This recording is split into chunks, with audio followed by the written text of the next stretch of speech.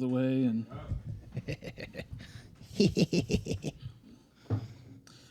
no open mic, drop the F-bomb or something like that.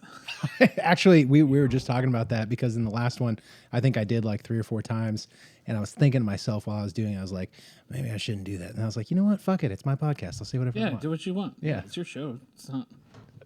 Why not? Yeah. All right, gentlemen, I am good to go whenever you're ready. Is sound rolling? Sound is rolling. Oh, sweet. Okay.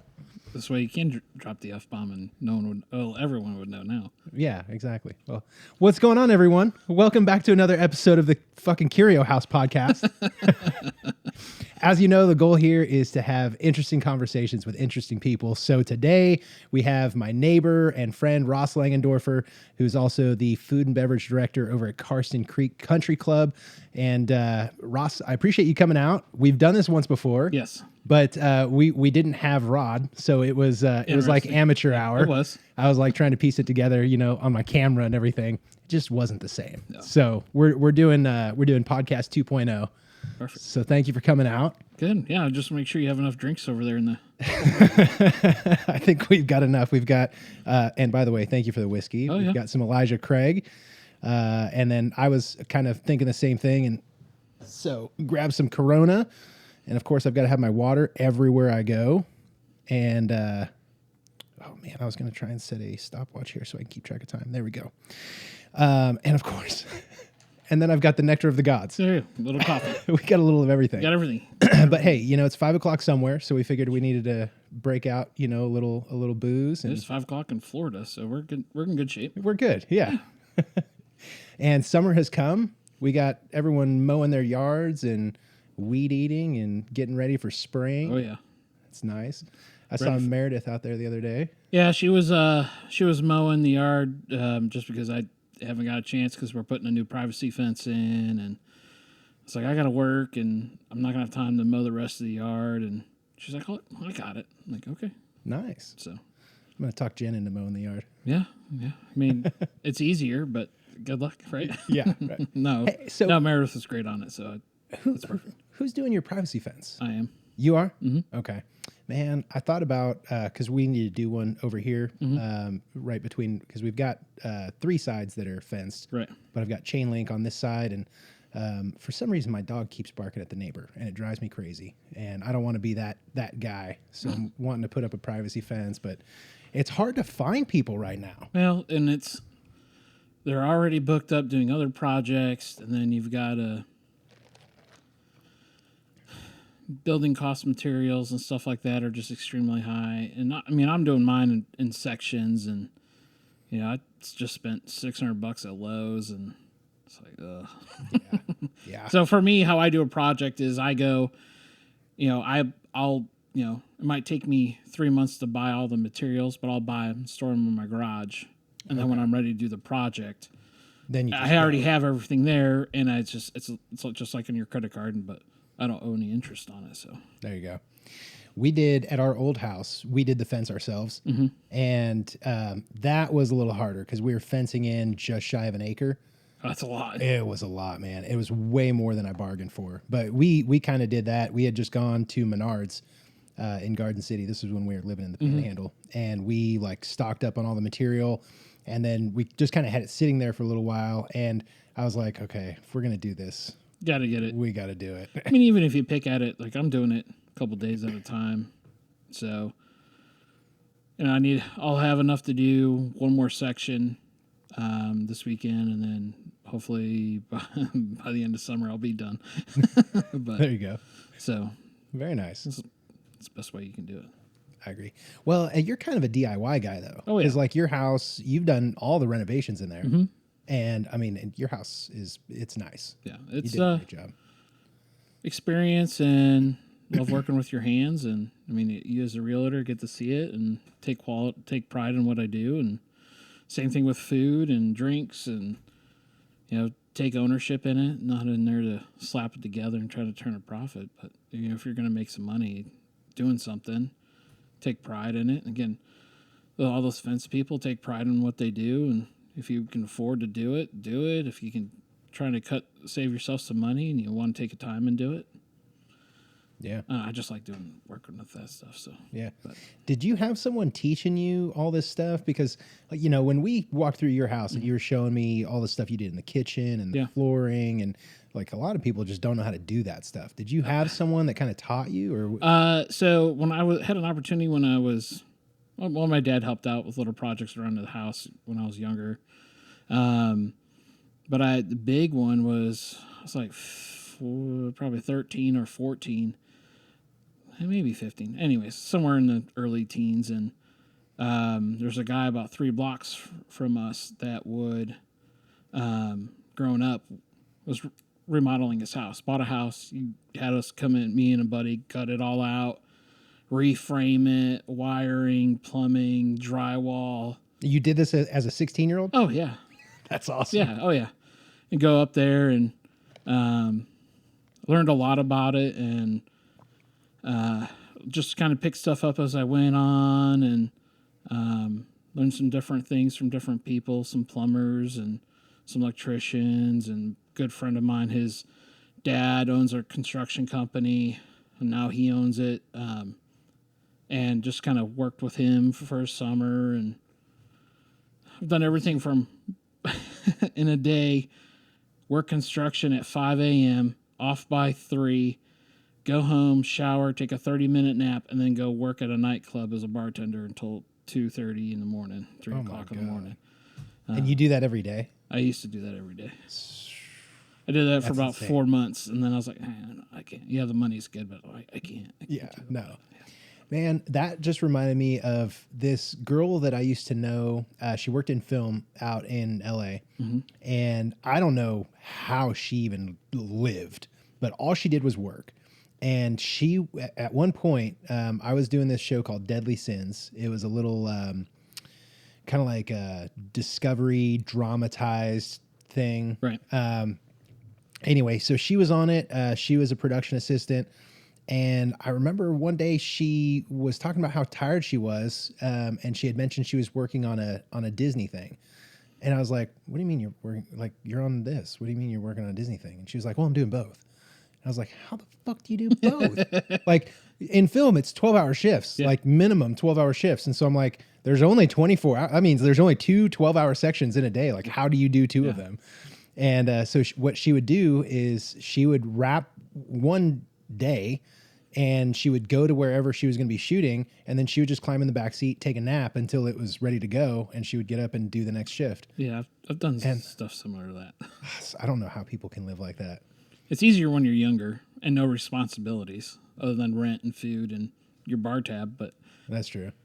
Now, I mean, as we gotten older with families and mortgages and car payments, it's a little bit more, you have, I guess, grown up, more mature on it.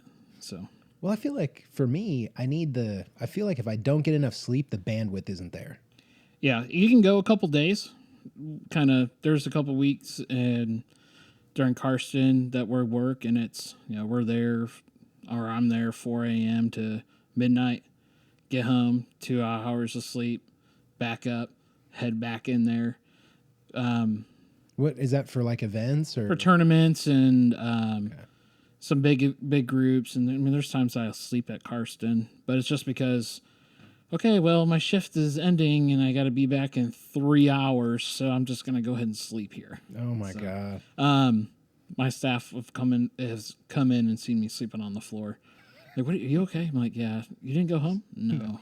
No, I have to smoke a hog, and it's got to be ready by 4 o'clock, so I had to put it on at 2 o'clock in the morning. So, Yeah. I mean, I'm not going home for 2.5 hours, so. Yeah, makes sense. Well, and it's what, a 35, 40-minute drive? 35-minute drive, yeah. Yeah, so there's an hour commute right there. Yeah, So- 35-minute drive, depends on how you drive. Yeah. So what is Carson Creek? Yep. Tell me about it, because I haven't been up there yet. Sure. But I hear that it is like the preeminent country club, or golf course country club in Oklahoma. Oh, for sure. At one point, we were ranked top 15 public courses in the nation to play. Top 15 in the nation. Okay, so this is a pretty nice place. So Carson Creek, it's a home for the men's and women's golf program for OSU. It's actually in Stillwater. It's well, Well, I guess. outside Stillwater limits, but in Payne County. Okay, gotcha. And I joke about this because growing up in Ohio, being on the high school golf team, I had a couple buddies like, "Oh, we're going to Oklahoma to try out for the golf team." I'm like, "Why are you going to Oklahoma to try on the golf team? It's a landlocked state. There's nothing there, just prairie lands." And I mean, just 17, 18-year-old me. I'm like, "There's nothing there. What are you going to go there for?" Yeah. Move forward 20 years, and now I'm here. I'm like, I get it. Yeah. I get it. Especially at Carson. So Carson Creek is 25 plus years old right now. So, so we are open to the public, and we can come out and play golf. The restaurant's open 7 days a week, Monday through Thursday, 11 to 2, Fridays, 11 to 3, Saturdays and Sundays, 8 to 3. Okay. We do breakfast, lunch, and we only do private dinners. Oh. So, if we have 3 lodges. So, say you and your buddies come in town and want to play golf for 4 or 5 days, or 4 or 5. That's a lot of golf. For 2 days, we have lodges, and they can stay in the lodges. And I come over there and I cook for them, wine, and You actually go cook for them? myself or my two other sous chefs, Liz and John, and they do a great job. And so we'll go over there and cook for them, wine and dine them, and have a good old time. And then they go out and play golf and just get drunk. But they're not driving anywhere. They're staying on property. There's nowhere else to go. We're 9 miles from downtown Stillwater, and so you can't go anywhere. Yeah. So, Well, it's kind of nice though. I mean, you it's like a resort. Yeah. You can go out, hang out, play golf. You can eat, you can drink, have a good time. Yeah. Do you get a lot of like guy weekends or bachelor parties, things like that? So really, the people that stay in the lodges are members that have that bring a lot of members from Dallas and Nebraska and all that. They fly into Stillwater Airport. We'll pick them up in Cadillacs with all their golf clubs and stuff, and then we pick them up and we'll drive them to Karsten Creek. And it's all clients and friends, and they're just business opportunities and stuff like that you get to hear about. And sorry, I just had a flashback of a couple weeks ago. But Wait. Oh no, it was funny. It's just a I don't know how to explain it, but it was funny. So I feel like you're leaving me hanging. I am. It's probably something that shouldn't discuss off. Okay, fair enough. But I mean, even from Norman, and they come in, bring a lot of its clients, some of its friends, but it's a lot of corporate ties. So, we talked about the opportunity that we're working for. It's like, well, I know a concrete guy. Yeah. Oh, I know a civil engineer. Oh, I know, that's how I built those relationships. Yeah. Through those guys, and so when we're ready to do it, I just got to make a couple phone calls and we can go. So anyways, I digress. So we are open to the public. For a non-member to play golf is $500 plus tax. Whoa. So if you're not a member and you want to go play at Carson Creek, it's $500 plus $500 plus tax. Holy cow. How much does a membership cost? Don't quote me on this one, but for in Stillwater, I think it's a little over $10,000 if you're inside 40 miles. Is that a lifetime membership? Just 1 month. Or not 1 month, I'm sorry. A yearly membership is $10,000. So it's really cheap. God. So when you think of it, inside of 40 miles, 39 miles, it's 10,000 plus tax ish, something. I know it's more than that, but it's right around 10. But it includes all your golf. Do you get to bring multiple people for that? Or is that so you and your wife and your kids are included in that membership. Gotcha. And there's no monthly dues. No, we don't assess you guys. And in state, I think it's like 8,000 outside of 40 miles. Okay. And then out of state's like 6.5, 7. I don't want to be quoted right, so don't quote me on this if you guys call Karsten. But the cool thing is that we did raise dues last year. We're anticipating the cost rising. So when we raise the dues, we're like, well, costs of goods are going up. We were talking about this last year, and we were talking about this the last time we talked, and the rise in prices and trying to like go fuel and all the stuff that we need to maintain the golf course. Because all that money that we raise from the membership goes straight right to the maintenance of the golf course. All of it? All of it. How is that possible? Well, I mean, it's Because how many members do you think Carson has? we're 200. Only 200? Mm-hmm. Really? So how it works out is like Karsten Creek itself, like the golf. So we're the home of the men's and women's golf program, but they're also members at Karsten as well, and all the head coaches have memberships and all that stuff. It's part of their contracts with the university, and so we have all that. So we have that tied in, but we have openings for national members. I know that much. We have a wait list for inside. We call them local members. I'm just going to call them local members. For local members, there's a wait list for local members. There's a wait list for state members as well. How long is the wait list? 60 for state, like 5 or 6 for local. Wow. Okay. So you got to remember also Oak Tree's closed right now. Yeah. Gaillardia's closed. Is Gaillardia closed? Well, I know they were closed for a little bit. I don't know if they reopened yet. Okay. But I know Oak Tree's closed. Yeah. And then all those places will assess their members left and right, and that's not something that we do. But we are getting ready to shut down in 2023, possibly, for renovations to the golf course.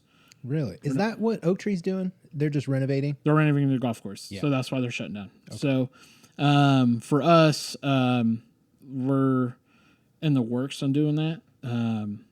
There's not a hard date on it. We don't know exactly what's going to happen. Don't know how much money it's going to cost yet. Yeah. But they have an architect that's out, drew up some new plans for the golf course that looks awesome.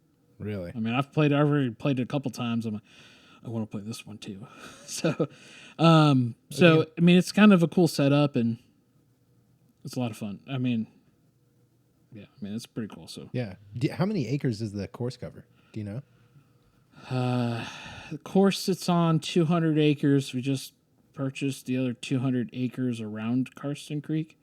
This way, no one can build a housing complex, like build a community on Karsten. Yeah. Because the cool thing about Karsten, there's 14 homes at Karsten Creek, and it's all secluded. You don't see your neighbors. You don't even know. You only see 2 houses when you drive in. That amazes me. There's 14 houses on 200 acres. Yeah. That's awesome. And you don't see any houses on there. It's all secluded. Even when you're on the golf course, you only see, you never see the hole in front of you. You don't see the holes beside you. It's just tree, post oaks and all that stuff and native. And I mean, it's a gorgeous golf course. Coach Holder did a great job designing it when he did it. And, the Fazio group did a good job when they put it in.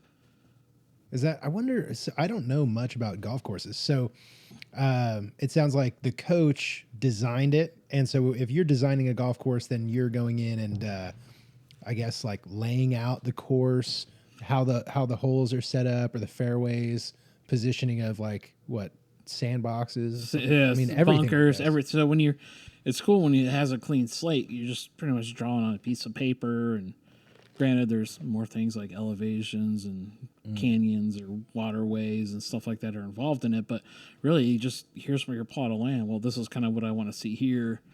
This is what I want to see here. And then you and the designer just kind of go back and forth and kind of design on the course. So I'm sure there's things that they take into consideration, like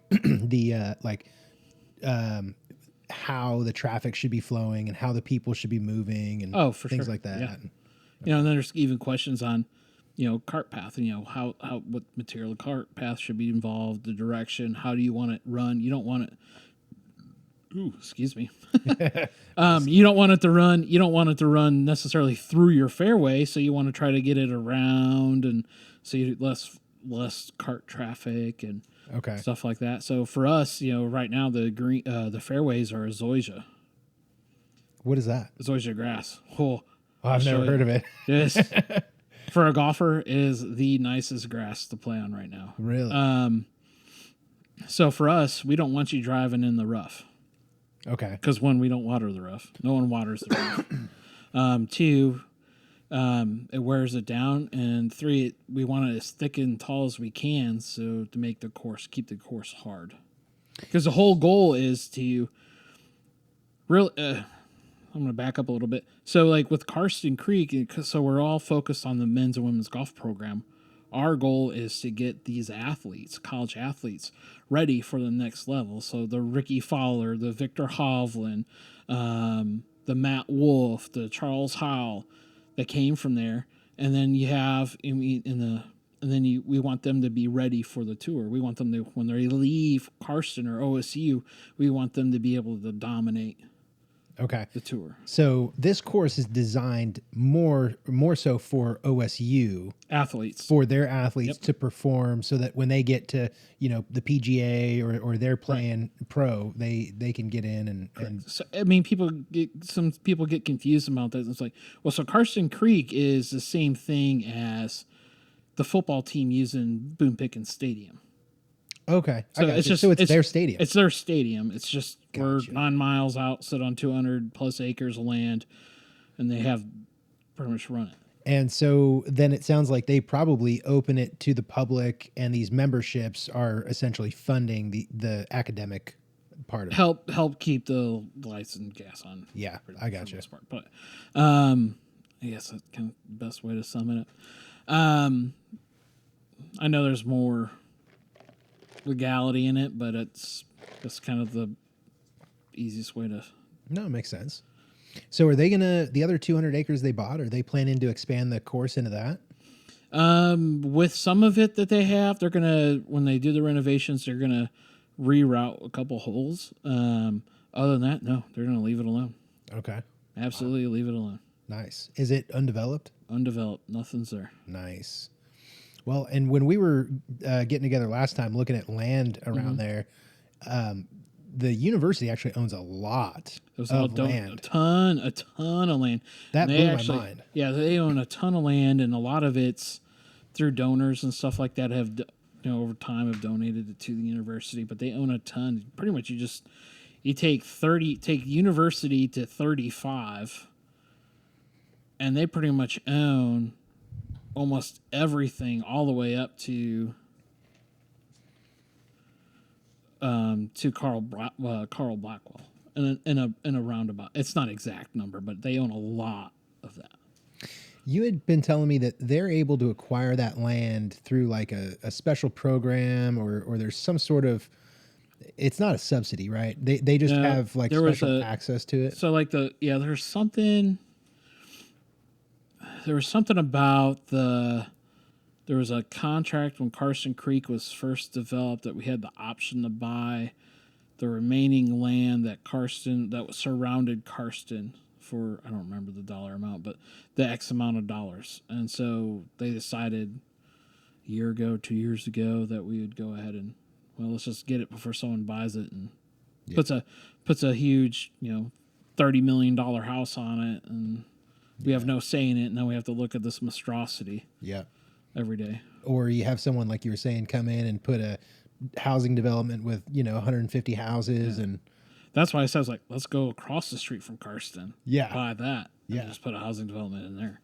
Well, there's going to be some massive opportunity, I think, in the next several years, because what I'm seeing, like in Logan County, is especially on the west side, but also on the east side, I think it's just a little more flat over on the west side. So you have these, what were just wheat fields, and farmers, that farming is one of the wildest things right now in terms of like what is happening internally in the industry. It's one of the biggest transfers in wealth in history, because agriculture and farming is a huge business. But what we're seeing is the younger generation doesn't want to continue on the sort of family farm legacy. Oh, yeah. I mean, you worked on a farm. Yeah, and not anymore, because it's fucking hard. It's it's hard work, and I don't work in a farm. I just planted a small garden, but food and beverage, I get it. Farmers get hosed left and right. The people that make the money are the meat packers and the distributors, and our I'm trying to figure out the best way to phrase this. Our fearless leader that's in the Oval Office right now said there's a food shortage. Like, we have plenty of food to feed America. Oh yeah, there's plenty of food. I don't know why he's starting to make everyone worried about the wheat and the grain. Like, we have plenty. There's plenty of food in the United States. That's never been a problem. Yeah, and there's plenty of food. We waste more food in the United States than we do anything. So one of the problems is the costs that are associated. For instance, like with cattle and like the beef industry. Yeah. So packers have increased prices, packing prices. Mm-hmm. That hurts the industry. But then you have like commodity prices are through the roof. So corn's high, wheat's high, barley's high, like everything's high. And that increases the cost in feeding the animal. Mm-hmm. And then with labor prices going up, it's like these business owners, these farmers are getting pinched for every penny. There's no more profit in it. Right. And that's the hard part too. I mean, I see it, and this is the part that frustrates me because I feel like I'm getting bamboozled. Oh yeah, double time. So running Karsten Creek, I've already raised food costs or food prices 4 times this year. We're in April, so I already raised them again. And then I come home, my wife goes to the store and buys groceries for the house and buys this stuff and brings it in. I'm like, that was $300? Yeah. Are you kidding me? I go, I'm spending $3,500 every 2 days at Karsten Creek to provide quality food and higher end food, and she's going to Walmart spending $300, and I'm like, the Walmart stuff is like, it's just cheap. Mm-hmm. I'm at least buying quality stuff, and it's hard. Again, like, I'm feeling bamboozled. I'm feeling, I'm turned. I'm just like, well, the money we're making here, I'm just turning around dumping it here. Sure. I'm not making any common ground. And you and I have talked about, opportunities for us to grow our personal wealth and improve ourselves. And, I was thinking the other day, you ever feel something like just right there, you can almost reach it, you're not short, so you don't have this problem, but, reaching that flowers on the top shelf, like, I could just reach that wealth and it's almost there, but I'm too short. I can't get it. There's no ladder. Yeah. I'm here by myself. Yeah. Darn it. I'm just struggling just to get it. Like, just to get it. That problem is incredibly pervasive. Yeah. And I think that the issue with it is that in school we're not taught how to think correctly. Like, we're taught how to solve problems in the sense that you like solve arithmetic problems. You're taught the basics of English and grammar and science, and it's sort of this broad spectrum of education. But one thing they don't teach you is basically how the world works in terms of capitalism and innovation and thinking about how to solve problems. Because at the end of the day, these like business owners or people that have invented products, at the end of the day, they're always doing this to solve a problem or fill a need. Right. And in order to like figure out what needs solving, you have to sit and think about things, right? And so we're talking about housing and investment, which is another gap in education, because these kids aren't taught to become investors, and they're not taught to use money. They're taught to work for money. And so they're taught to here, you're getting an education so you can go get a job, right? Right. Instead of being taught, you're getting an education so that you can build yourself a business. Right. And that's, and those smart ones, again, we, go back to our conversation before this started was, ask the younger kids, oh, what do you want to be? I want to be a gamer or a YouTuber. I'm thinking, how is there money in that? And then you start looking at these people up there on YouTube, like, you're 10 years old and you're worth $30 million. I'm too smart dumb to figure that out. Yeah. Because because at one point it's not going to work out. There's only so much you can do, and you know my daughter's into watching. I'm not going to name drop because he's not going to get. I don't want him to get paid from us or from you. Watches this guy, and I'm just like, he's worth like $80 million, and I'm just like, what is going on? You're 22, and I go, I'm too smart to figure it out.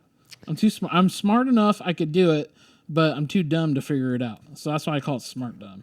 So there's this girl, and I'm trying to remember how old she was. She was young. I want to say she was like 7, 8, 9, somewhere in that area. And she was getting on YouTube, making all these like sassy videos talking about, you know, how she's like investing in crypto and she's already getting returns and this and that. And she's like sitting in fancy cars at fancy houses and like this little 10-year-old or whatever, like living the dream. And she got really famous. And everyone's like, where the hell did this little girl like get money? Well, it turns out her mom is a real estate agent and like has access to these big houses and, you know, stuff like that. So she just helped her daughter start this YouTube channel, and it's all superficial, but people don't know. No. And so they catch on thinking, oh, this girl's rich and she's making it, whatever. What was there study on? Like half the crap on the internet's fake. Dude. It's something like that. So you can post, I mean, that's the thing. I remember growing up, God, this makes me feel old. So I remember our first class, like computer class, was the only air-conditioned room in the building. Yeah. And we had a class about how the internet and everything internet stays on the internet, and then how you can post wherever you want, so you can't always verify what's on the internet is real. Yeah. Or actual. So that's why they said you always have to go to the library and double check out of a book. Because they didn't want you plagiarizing off the internet or blah, blah, blah, blah. I don't remember, but something like that. That was a long time ago. Well, the problem now is that, one, I think people, especially young people, have kind of caught the idea that, hey, I can put on this illusion of having been very successful at something, and I can put this on YouTube or Instagram or TikTok and just like scream it from the rooftops, and people are going to believe it, and I'll be able to create this social brand. And so like I had a buddy send me a video for laughs, because this kid says like, you know, in 2015, I was waiting tables. In 2018, I was I was at a used car dealership, and in 2021, I bought this $1.8 million Airbnb. And he's like, and then he like breaks down how he did it. And he's like, I, you know, put 20% down. That's 500,000. This, that, after, you know, renovations, ARV, all this stuff. And I'm like, what 20-year-old goes from waiting tables to selling used cars to putting a $500,000 down payment on a $1.8 million house? My question is what market do they live in? Who's their dad? Who's their dad? They still live at home.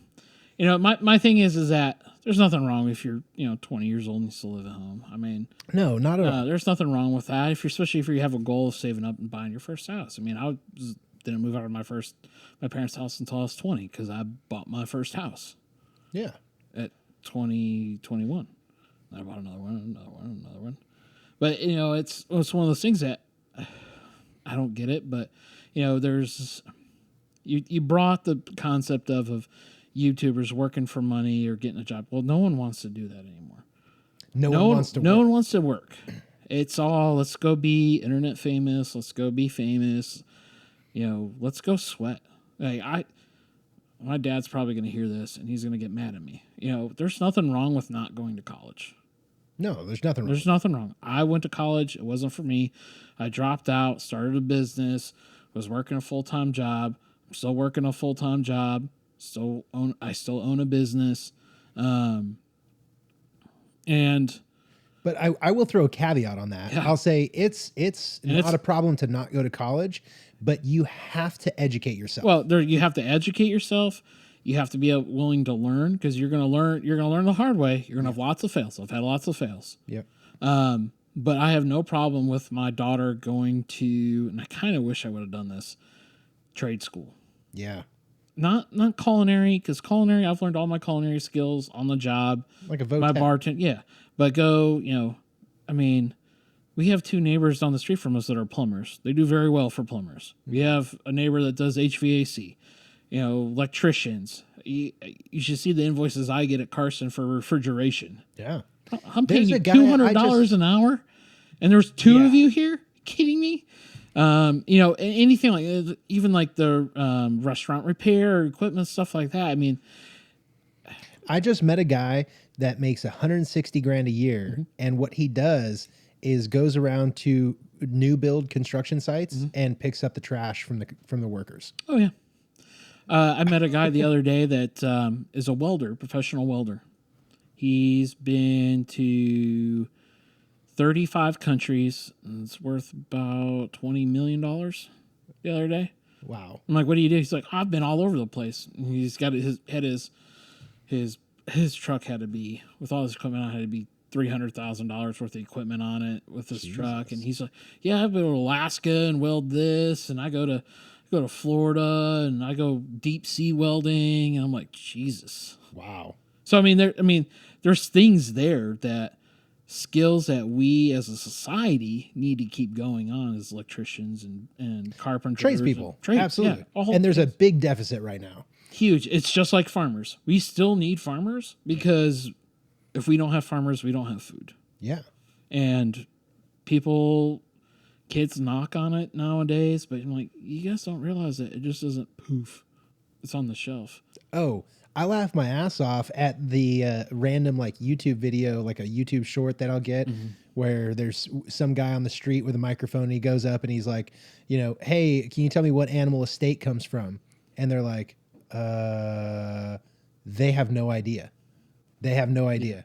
And that just blows my mind, because they think that the grocery store is where steaks come from. Yeah, I mean, that's, yeah, I'm, But I think the bigger problem is, and always will be, education. oh yeah.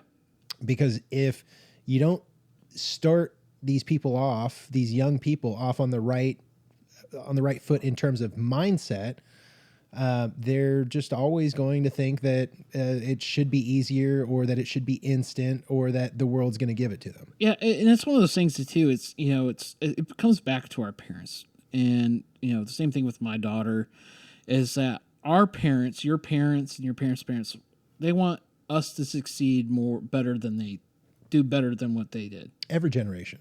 And I want my daughter to do better than me and my wife. I want her to succeed more. Yeah.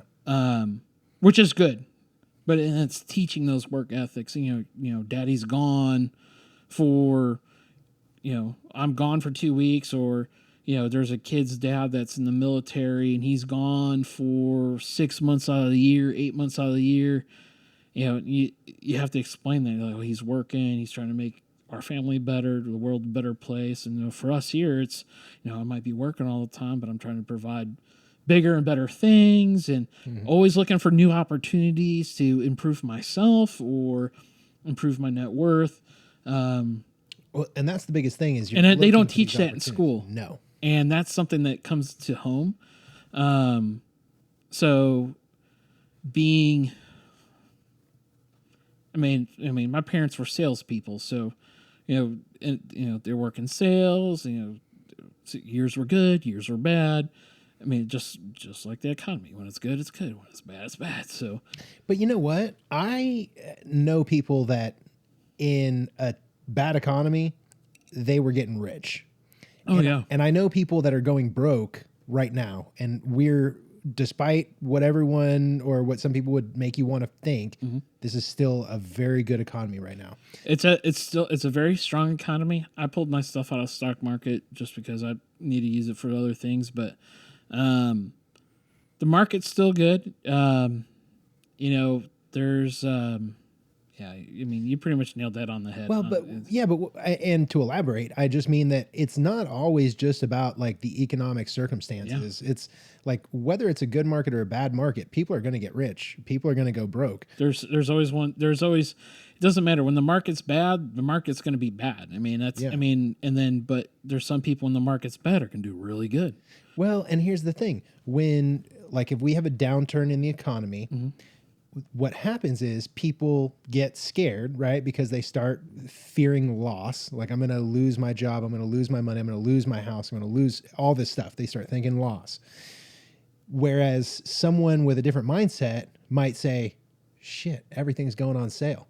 Yeah. Well, that's kind of where I'm thinking how we talked about earlier. I'm like, Exactly. I'm just waiting for our stuff, and then the stuff it's turning. I just want us to snatch it up and Exactly. turn it in. Because I bought on the high side, and then it crapped out. So, but it's one of those things that, you know, you're gonna do it. You learn again. Plenty of fails. Yeah. Plenty of fails. You can't always win. You can't always win. If you could, you need to play the lottery, and let me know so I can chip in on the ticket. Yeah. Exactly. Exactly. But no, I mean, you can't always win, and you got to take your losses well, or with to the chin, and but you got to take the wins and enjoy those, and don't go blow it all in one place, and you know, save it for when the market turns again, so you can do it again.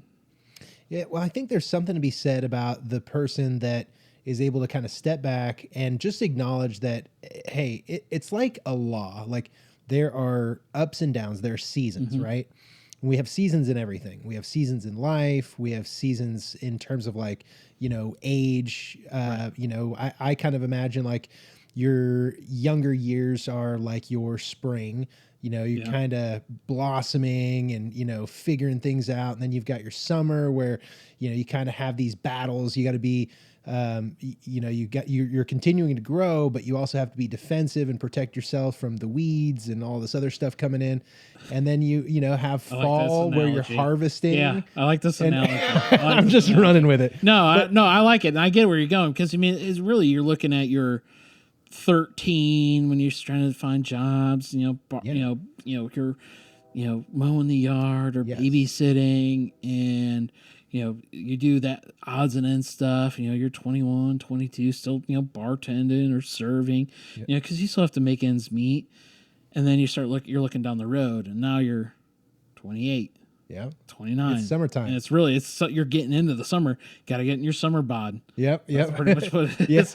Never been in it. Summer bod, and you know, your 30s, you're in late 20s, and you're in your 30s, and you're, you know, and then you approach your 40s, and so on, and you know, really now you realize in your 30s that early 30s, you're like, okay, this is kind of where I'm at. This is my niche. This is what I need to focus on. These are the people I want in my life. These are the people I don't want in my life. And then you start kind of honing in and finding, because really your 20s, you're still trying to figure yourself out. Yeah, you don't know which way's up. No, and my parents said, you know, no one takes you serious until you're 25. And I was like, oh, whatever. That's not right. But I totally believe it. You get it? Now, right? Now you get it. We're older, so Yeah. we get it now. And then when I turned 25, 26, I was like, huh, Mom, Dad, you were right. I was to say, you were right. And people start taking you more serious as an adult. One, yeah, great, you can rent a car and at a cheaper rate and all that fun stuff. But people take you more serious at 25. And even with all my staff being 18 to, I think the oldest is 32, but majority of my staff's, you know, 18 to 22, and you know, I give them the benefit of the doubt to learn. And they're making a mistake. I try to feel like I'm their dad. I'm there to kind of help them. No. Yeah, you're like honing your skills, kind of urging you in the right direction, more of a mentor. Right, and you know, the issues that they have at home, or they're with their boyfriends or their girlfriends, or the issues that they're having, I find to try to be a sounding board for them, and you have to be careful because you can't really tell them what to do because of if something happens. But you know, just sounding board, you might suggest a direction to go. Really, it's just kind of one of those things that, you know, you take some of your personal aspects of it and then business aspects of it, and you just kind of try to mold them together to each person. But see, it takes time to develop what That. I think is the experience that allows you to convey and articulate that information. Now, if you put myself in this role when I was 22 through 25, it'd be a different shit show. Yep. And again, we talked earlier. I'm like, I'm half tempted to just put cameras in the kitchen and have them all wear GoPros, and we'll edit it on just let the random stuff happen, and then when they find out, when we let the cameras roll at night when we're not there, and really find out that the clubhouse really is haunted, then it's. Do you think it's haunted? Oh, I already know it is. Why? What happened?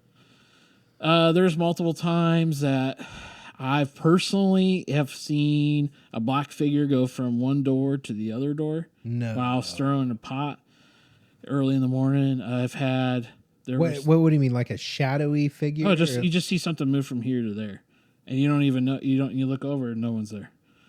This is because you're there by yourself. And then I've had other times, or a couple times, and there was 2 other people with me. We were standing far away from where it happened.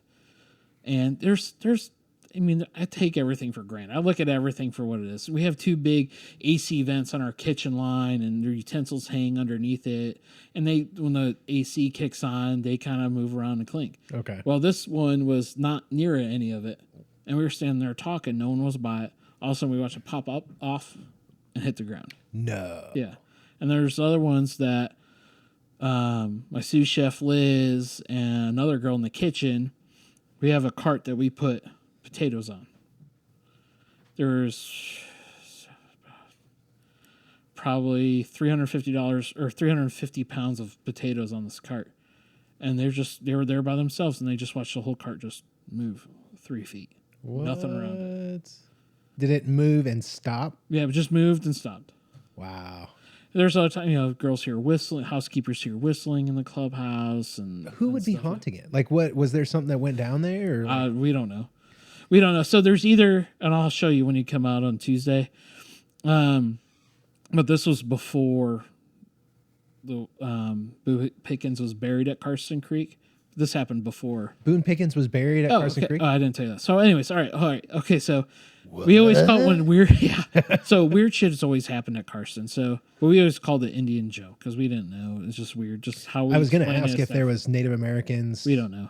Okay. But that's what we just blamed it on. Okay.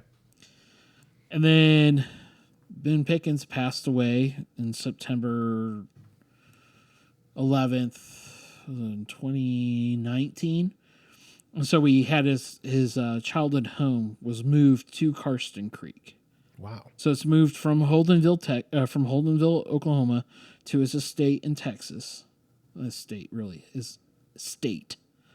It's because it's compound. It's compound. It's like 50,000 acres. That's still for sale. You should try to sell it. Yeah. It's like $200 million, $300 million, something like that. Wow. Has its own airport. There you go. Someone put me in contact with this. Yeah. And then, so he moved it from there to Stillwater to Karsten Creek. Okay. And so now it's his childhood home's there. We it's refurbished to exactly the way it was in 1920 or whenever it was built. Really? Yeah. And then next, what is it? Is it? Do they have it set up as like a museum or something? it's a museum. Okay. And then, which has a running toilet in it, AC, everything works in it. Okay. And then he is buried right next to it. And there's a statue with him pointing exactly to the Boone Pickens Stadium. And the statue at Boone Pickens Stadium is pointing right to him. Oh, how funny. Yeah. So, and, he's buried right there. And, staff and I had an opportunity we had to be a pallbearer to move it to the casket. And his casket weighed 900 pounds with him in it. Holy shit. It took 12 of us to move it. Oh my God. It was heavy. Same style of casket that Reagan was buried in. Really? Yeah. That's wild. Yeah. Boone Pickens was a big, or still is a big name in Oklahoma. Huge. And he was a massive donor to OSU. Oh, yeah. I wonder what his total lifetime contribution to the university was. I know was it $650 million, I think, to the university? that he donated? I think, yeah, it's something like that. Lord. He gave away a lot of his wealth. Yeah. He really did. Which honestly, Why keep it? Yeah, you can't spend it in a lifetime. No. You created all this wealth, and he did. I mean, he did a lot of great things for Oklahoma State, and a lot of other charitable organizations that he donated to. But he really did give away.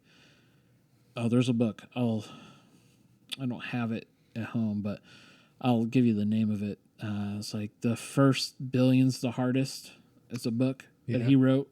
Oh, really? Yeah, and because he was worth at one point like $2.5 billion or something like that. Really? Yeah.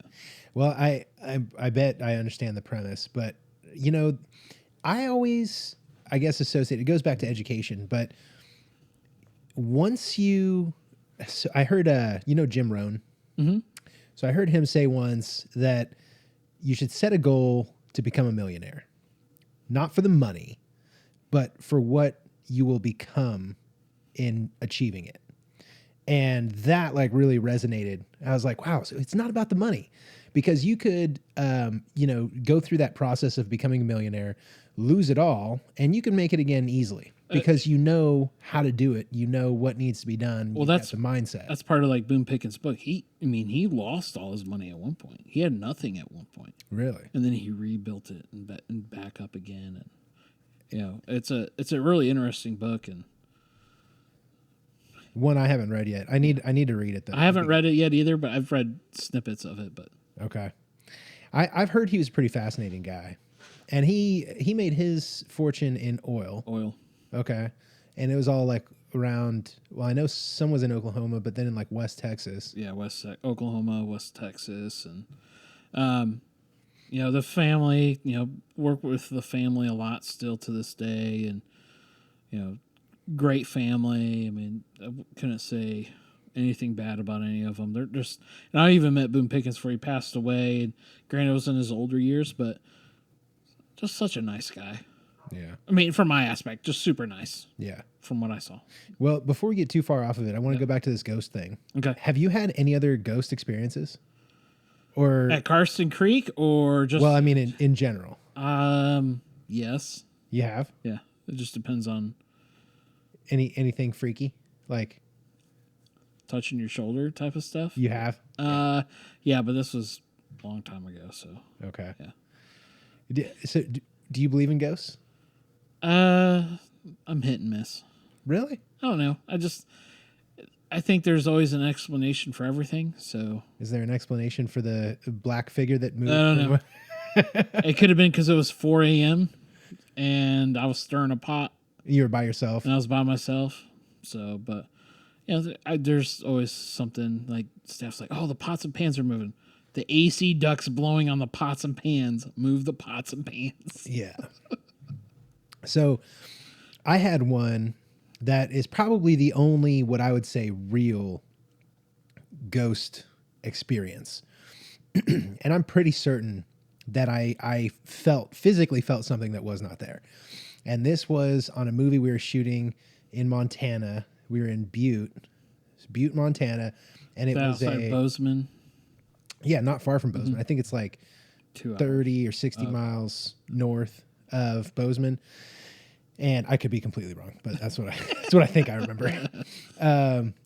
So this was a post-apocalyptic zombie Western. Of course. You're just kind of opening it all up right there. Yes. And it was actually written and produced by Nick Carter from the Backstreet Boys. Oh, and it starred Nick Carter and all the other Backstreet Boys. I gotta go find this movie in now. sync. You should watch it. It was a really good time, and we had a lot of fun. We ended up getting it tattooed. And so that one right there, everyone always asks me, they're like, so what's that for? Is that how many people you killed? And I'm like, no, let me tell you a story real quick. But the movie was called Dead Seven. And so we got these little 7 hashes or whatever. But anyway, one of the bits in the movie is they have to, one of the little quests that they go on takes them to this old abandoned brothel. And we ended up shooting at the oldest brothel in North America, which Wow. is right Yeah. there in Butte, Montana. And it's got a really dark history. It had burned down once, but there was this madam that ran it. And the original brothel was this single-story building, and you'd walk in the front door, and there were rooms that lined. There's like this main hallway, and then there are rooms that lined both walls. And then there was a stairway where you went downstairs, and that was for like the really kinky stuff or whatever. Yeah. And and when you go down there, it was like stone walls. You know, it's pitch black because it's underground. And there are these super creepy, they're like little windows, like a 2 foot by 2 foot square. And you could look through, and inside you could just see where there would be like a little, very like a cot sized kind of bed. Anyway, so one of the scenes was shot down there, and now it's I think it's still like I don't think it's not a functional brothel, but it's still set up like that. Now it's this 2-story thing, and they've got this kind of open area upstairs, and there's rooms that line on the top. Anyway, we shot in the oldest part downstairs, and it was this creepy zombie prostitute scene. Like it was really weird.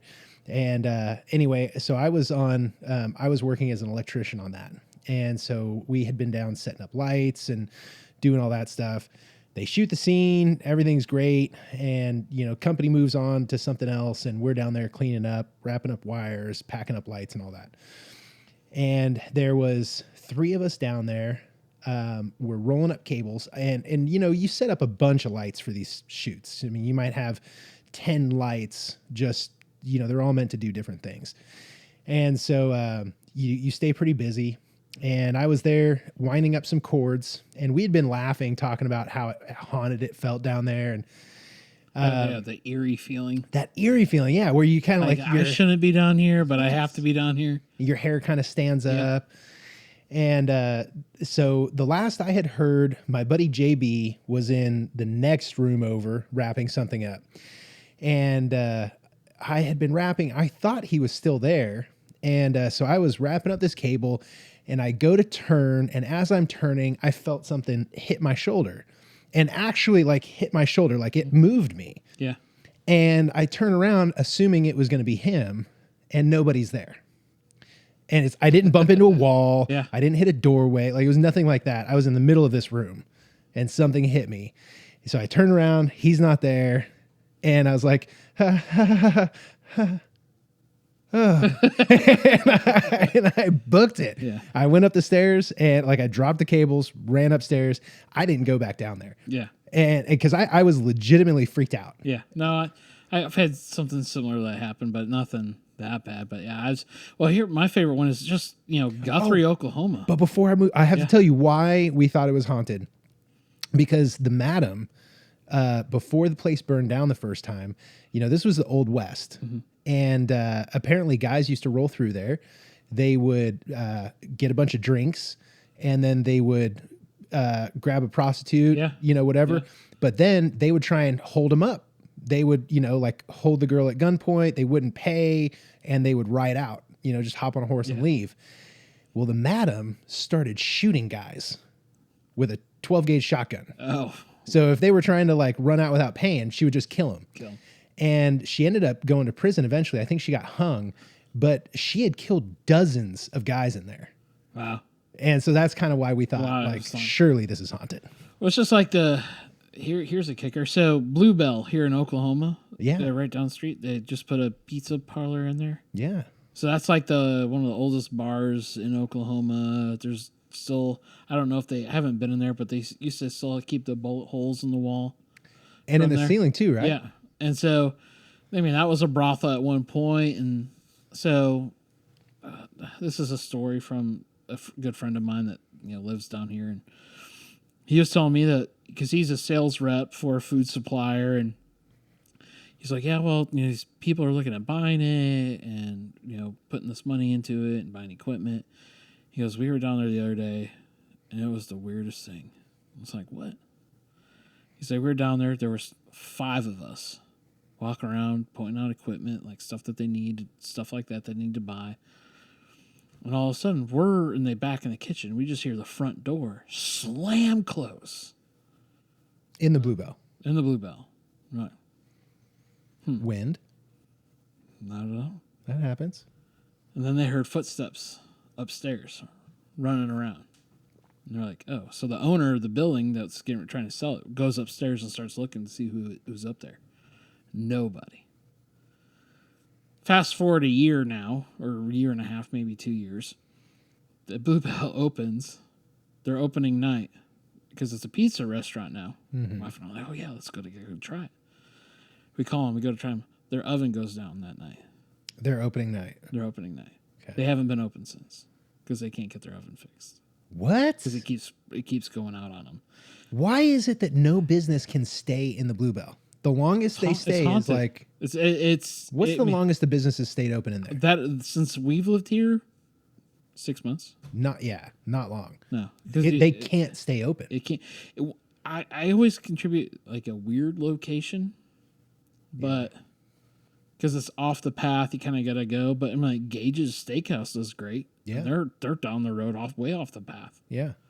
But yeah, no, I mean we've had Mexican food in there, pizza restaurant. I mean the food's always been good coming out of there, but yeah, I mean it's just a weird. Honestly, they should just open back up as a bar and just let it get as weird as you can. And except, I mean, again, I've worked in plenty of clubs private clubs, and someone's died in it, and there's just weird,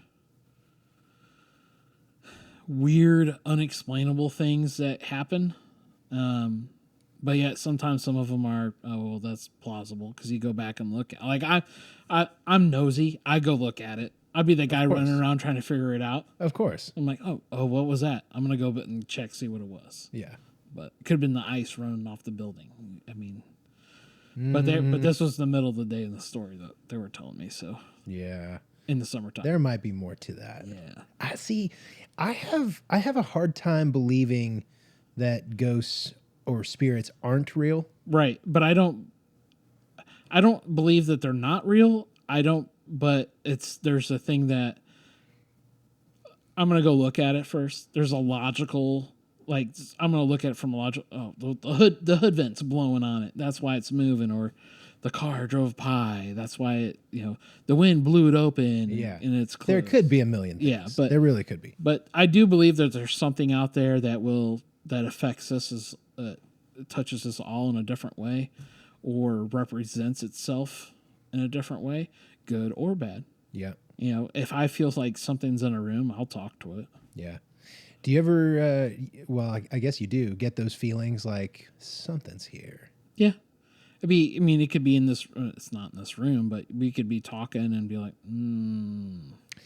Speaking of this room, I've wondered sometimes, because the house is built in 29. Yeah, and we still haven't found the hidden walkway underneath your house yet. We still have to crawl underneath here.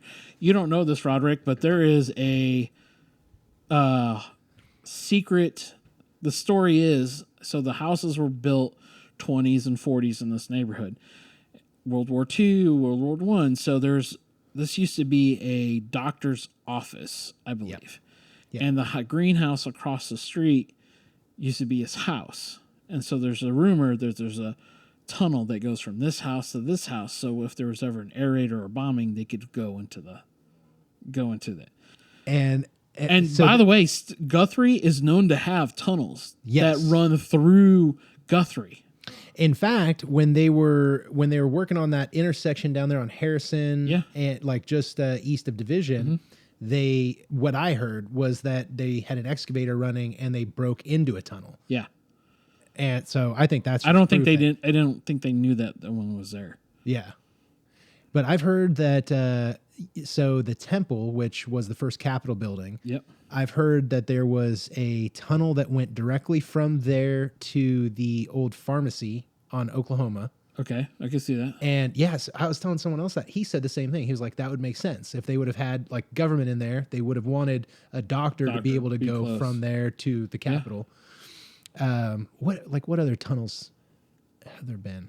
I know. So you weren't here yet. So Gage's Steakhouse, their original location, In the basement? was in the basement. Yeah. Really cool location. Used to be a bowling alley, I think, or something at one point. And I guess originally was like a stable for horses underneath Really? the building. But there's a tunnel. You see the door. It's metal blocked off, and you can't get in it. But there's a tunnel there. I don't know where it goes, but I know it goes under the city. So, I mean, it's really cool. I mean, I love history. I love that Western stuff. And, moving here really just kind of, I guess, really Oklahoma and kind of Guthrie kind of drew me in, and love the history. Like Stillwater was like the first land run in Oklahoma, and you have the markers for all that stuff. And I don't know. I mean, I love the history in Oklahoma. Oh, I mean, all that Western cowboy stuff. You can ask my parents, like, "Oh yeah, you always wanted to be a cowboy," and da da da da. And I'm like, "Yeah, I've always wanted to live in Texas, but I find Oklahoma to be way better, just because Texas is too commercialized for me." It is. It's too big. I feel like Oklahoma has the right amount of space. Yep. The right amount of country. Yep. The right amount of everything. And I always tell people, because like, yeah, I'm from Southern California, grew up in like Las Vegas and this and that. But I say like Oklahoma really adopted me. Yeah, and it's pretty. I mean, I think a lot of it goes to the people. Yes. I mean, again, lived in San Francisco for 3 years. See, I couldn't do San Francisco. See, the thing is that people in South Cal don't like the people in North Cal. The people in North Cal don't like the people in South Cal, except for a little different. No, and people don't understand that if you go to California, you've lived out there. Southern Cal is just the atmosphere is different. You think of what you see on TV. A lot of beautiful people and stuff like that. North Cal, listen, it might not break 65 in the summertime on the coast. It might not. We never had an air conditioner. If it got hot, we just opened up the window, and the hot day was 72. Yeah. And that's on the coast. Now, if you're in the city, it'd get to 100, but why go to the city? It was better on the coast side anyways. But no, I mean, you would never, yeah, I mean, it's just different.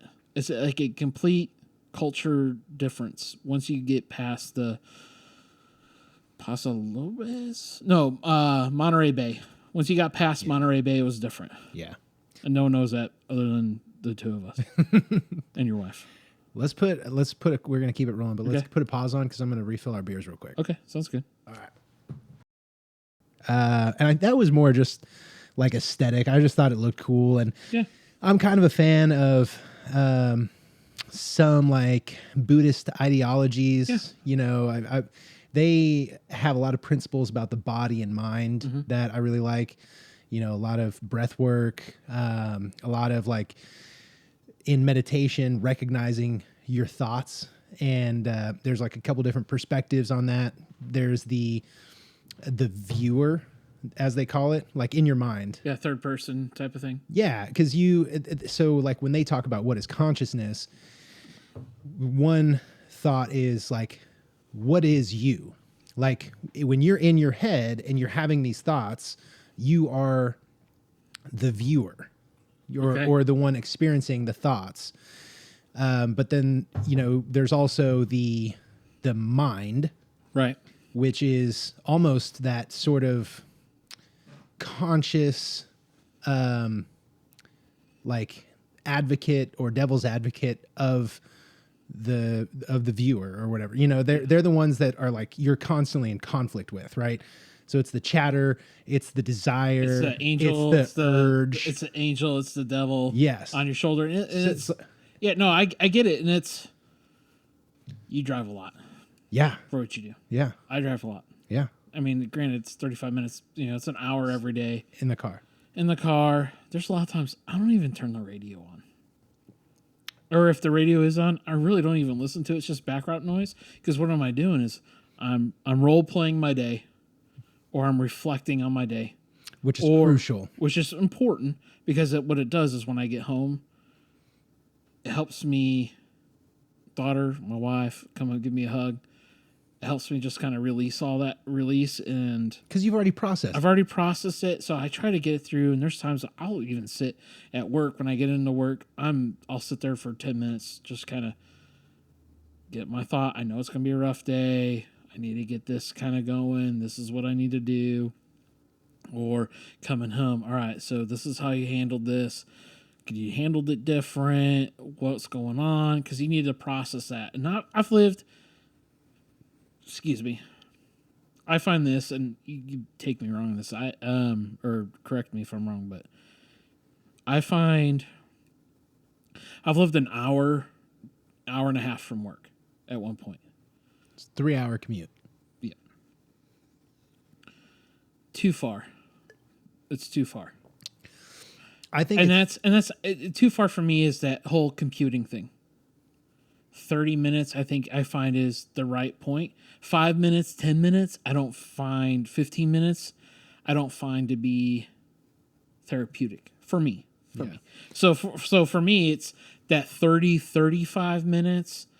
Process the day. You know, I'll blare music or you know, anything to just kind of get my thoughts off of the day so I can focus on my next task. So coming home from work, it's so I can come home and focus on my family, or coming home and focusing on you guys here. And it's one of those things that you have to, everyone's got to find that mindset to turn on and off, because you're always on, you're going to burn yourself out, and because I've done it. and it's easy to do. It's very easy to do. So you have to find an outlet. So people, I think we talked about this. I want you to guess what music I listen to. Man, I listen to everything. I was just gonna say, I think you're eclectic. I listen to everything, but what's my main focus? So if my staff's watching this, they're like, "Oh, we already know." Ooh, okay. Well, you said like blare your music. So is it rock? A little heavier than that. Is it metal? Oh yeah. Really? Oh yeah. See, I can't do metal. And so for me, it's that. It's weird. Like the girls, the staff at work, the girls at work, like they'll do it for their workouts and stuff like that. Gets them ramped up. I'm like, for me, it's just like gets me ready for the day. I'm there. I'm ready to go for my day. I listen through it my entire shift, and then on my way home, I'm listening to it on my way home. So it ramps me up and calms me down. Okay. And there's some days that I have to find something harder, like some acid metal, because I just got to get it out. And then, like today, what did I listen to at work? Nelly. I mean, okay. And then on the way here, I was listening to Nelly today. I mean, it's my 19 through 22 phase rolling out of me. It's like, man, I wish I had some subs in my truck. Right. I think I'm the same way. I listen to a lot of everything, and mine is everywhere. So, like in the gym, it'll be anything from rock, like 3 Days Grace, Chevelle, Metallica. Very good bands. Chevelle's just in town. Shut up. Yeah, the 31st with Korn. Really? Yeah. I'm bummed. I went to go see 9 Inch. Yeah, I've seen Chevelle like 12, 15 times. That'd be awesome. They're a good show. I love their music, but I'll listen to them in the gym. That's sort of my like amped up music. That's not a plug, but you can sponsor this ad. Yeah. Come on, Chevelle. What are some other bands? Brand New, I was a huge fan of for a long time. I started recently listening to a band called Camp. And so, man, they're a little more folk, but there's some folk rock bands that are coming out that are pretty decent. They've got some really good stuff. Do we still have the auxiliary jack? It's right there on the floor. There we go. I don't know what this. I don't know what the volume level is going to be. Let's see. Yeah, like Victor Hovland, acid metal. What is acid metal? Top 10 metal or top 10 golfer in the world. All he does is listen to metal. He listens to some heavy offbeat stuff. I can get it behind some of it. Some of the other stuff I can't. See, this is like offbeat. This is like anything but metal. It's folky. It's fun. 6 foot tall he stands, waiting on his date for some company party in France. Yeah, it's not bad. Yeah, I like it because it's like coming out, hanging out the bluegrass. Upbeat banjo. Yeah, Just jam out. Yeah. you know? At his watch, he's looking down, taking fate. But all of it's kind of up tempo, Yep. And all the funny and they tell thing stories. about love, it makes you wait. And it's kind of fun because a lot of the perspective of the story writing is from another time. So he kind of puts himself in the perspective of, like, say, a young man in the Civil War era, or and you know, it always has like a little twist of love or whatever in Yeah. there. But it's fun music to listen to. There's you know, we're getting to, you know, there's some good. We're getting there's, way off now. No, I know where we go. Hey, that's life, right? Part 2. Shit show part 2, whatever you want to call it. But no, I mean, there's the band that I'm listening to a lot right now, and we just saw them in concert.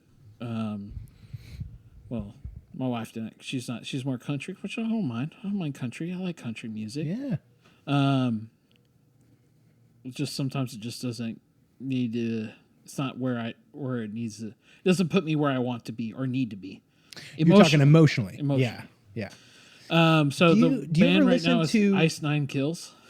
What the fuck? So they base all their music based on, and their CDs based on 80s and 90s horror music. So they have a song out there that's called "Hip to Be Square," and it's based on American Psycho. Okay. All right, so look it up.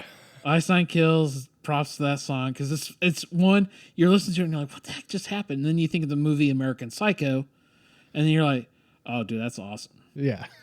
So, but anyways, Do you ever listen to like lectures? Not lectures in the sense that you're sitting in a college classroom, but like people like Jim Rohn or you know, things like that. sometimes Tony Robbins. Tony Robbins. I used to listen to a lot of, when I was in sales, I'd do talk radio and, you know, listen to a lot of Glenn Beck and not really lectures, just more people giving their opinions on everything. Glenn Beck and Rush Limbaugh, and, you know, I'll dabble in the Ben Shapiro right now. I guess he's really big. He's a little right now. funny. You have to pause and contemplate what he's thinking, and then pause the video because you're like, okay, what did he just say? Because he's a fast talker. And a fast thinker. Yeah. Wait, what? Yeah. Okay, hold on. Yeah. It's hard to keep up with him. So, I Jordan love Peterson. You listen to Jordan Peterson? I have not. Man. But I love their ideas, like the Mark Levin. I love their ideas and their views. Jordan. I view myself as a Republican and conservative. I just don't view myself as that far. Yeah. Right? No, neither do I. I'm not. I'm right enough, but I'm not left to, I'm not left or right of center. I don't know. It's weird. I like listening to them say. Again, I also love a good conspiracy theory. So I take everything with a grain of salt. Again, we talked last time was, there's 3 sides to every story. Yes. Yours, mine, and the truth. Yep. And it's going to differ based on perception. who you talk to. Yeah. Who you talk to, how you present yourself. And again, that's why I like Oklahoma. It just draws me. It's more homey, more relaxing. I love the pace. Yes. My wife goes, why do you drive like that? I go, if you've lived in the cities that I've lived in, we'd still be sitting at the entrance ramp trying to get on the freeway for an hour. So I drive like this out of necessity. Habit is a lot of it. Yeah, man. I feel like sometimes, so I do this in the morning because I'm stuck on the idea that like my day starts with the morning and I have to nail that. And so like I spend a lot of time in the morning thinking about what it is that I'm going to do. Mm-hmm. I kind of like have to get my mind right. And so like I'll get up and I'll spend a good 30 minutes in the morning just usually listening to something that's going to like get my brain on the right page. Right. And I think a lot of it has to do with your brain waves, like if you think of brain waves on a graph, they're low and then they ramp up slowly and then they peak at about 5-6 o'clock and then they start coming down. Yeah. There's there's actually a couple studies on this, and actually have a friend of mine. His name's Christopher. I haven't talked to him in a while. I have to think about it. I should reach out to after this. Very enlightened person. Went through some struggles in his life, but very, very enlightened now. And there's actually, I don't know if I still have it, and I need to find it. I think I lent the CD out. But they did a study on brain waves and the type of sounds and music and amplifiers that you need to set your brain levels to where they need to be. Yeah. And I've listened to it. I struggled through it the first time. I tried the second time, like a month later. I'm like, I want to try to do this. I want to see if it works. And then like the third time I was like, yeah. And then I put the CD away and I moved like a week later. It's like, I don't know where it's at. So Here's the big thing, I think. So you're in the morning and at night. So in the morning, right after waking, and at night, just before falling asleep, your brain goes in this sort of mode where everything that is happening in the external world is passive. right. So, and it's meant as like a protection, like a primal protection, because when we are first waking up, when we're asleep, we need to still know what's going on in the world, but we can't be consciously aware of it. Right. So we go into this subconscious passive information mode where part of our brain knows exactly what's happening around us, but we're not consciously thinking about it. Well, it's your subconscious running. How many times have you driven down the road? The past that you've done 1,000 times. Well, that's more like muscle memory. It's muscle memory, but it's still subconscious. You just blank out and you're like, oh, home. What happened? What It's happened like, to that? It's that feeling of being on autopilot. Yeah, it's a weird feeling, and it's scary too, because like something could have happened and I didn't even realize it. And the same thing is when you guys become parents, same thing as the parents have is that, or if you're a light sleeper or as a man in the house, you're sleeping, but you're always listening. It's just like, I'm in my restaurant and I could be having a full conversation like you are going, but I'm still listening to my servers in the background, the table next to me, the phone ringing, who's coming in the door. I'm already seeing and already knowing it. But as we get older, we develop that and hone those skills in. So when you have kids, because you're always listening for your kid crying or walking down the hallway or a noise at the door, your dog's acting weird or something, you hear something jingling or like that shouldn't be there. That sound should not be happening. And and it's because of that mechanism that in the morning or at night, when you listen to certain messages, they penetrate with ease. You don't have active resistance. Right. So like if you're trying to learn something like language, or if you're trying to like just get a message through to your brain, listening early in the morning and late at night is a good way to get it in there, because your brain starts activating that passive listening thing. Oh, so I should really, if I want to learn how to speak Cantonese, I should listen to it headphones at night in my bed. 100%. Yeah, it's a real thing. I just we always joked about, because I'm older than dirt. Put the book underneath your pillow and sleep on it. That's you absorb all of it. Absorb it all the way through. But no, that makes complete logical sense, because you don't have the filters, and usually at night you don't have the TV on, you don't have this on or this going on. And I mean, personally for me, I can't sleep without a fan on. I don't know why. Because you need the noise. I need the noise. Either drown out something, but it's that sound. I mean, it could be, some people's the radio, some people's the TV. The TV is something for me I can't get behind, or the radio, because the sound changes. Have you ever tried those Solfeggio frequencies? No. Oh, man, it's a game changer. Is it? It my is. wife might already. I feel like I should play it for you. Like, you should. I might fall asleep here, but my wife might hate you if I have to start wearing headphones to bed. Because I already wear a CPAP machine, which is a life changer. If you've never gotten one and you think you have sleep apnea, you need to get one, because I'll tell you what, I got that thing in November and I feel so much better. Really? You had trouble sleeping before? Yeah, I mean, I'm a dad, so I'm a light sleeper. I'd get up, the same time every night, not for no reason, and just get up, wake up.